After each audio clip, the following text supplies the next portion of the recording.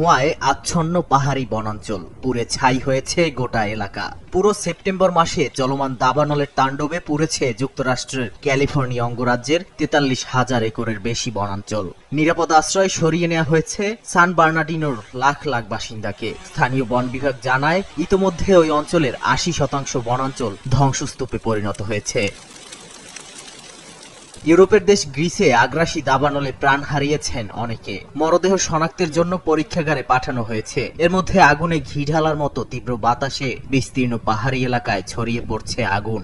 অগ্নুৎপাত ঠেকাতে কাজ করছে ফায়ার সার্ভিসের কর্মীরা। মোতায়েন করা হয়েছে 9টি বিমান, যা দিয়ে ঢালা হচ্ছে আগুন নিয়ন্ত্রণের রাসায়নিক। দাবানল ছড়িয়েছে গ্রামগুলোতেও। যত দ্রুত সম্ভব বাসিন্দাদের নিরাপদে সরিয়ে নেওয়ার নির্দেশ দিয়েছে কর্তৃপক্ষ।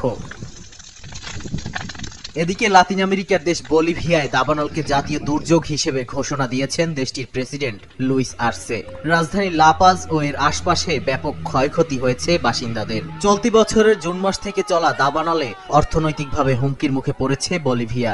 দেশটির দুর্যোগ ব্যবস্থাপনা কর্তৃপক্ষ জানায়, এবছর 70 লাখ হেক্টরেরও বেশি এলাকায় দাবানল ছড়িয়ে পড়েছে, যেখানে 2019 সালে সর্বোচ্চ ছিল 50 লাখেরও বেশি।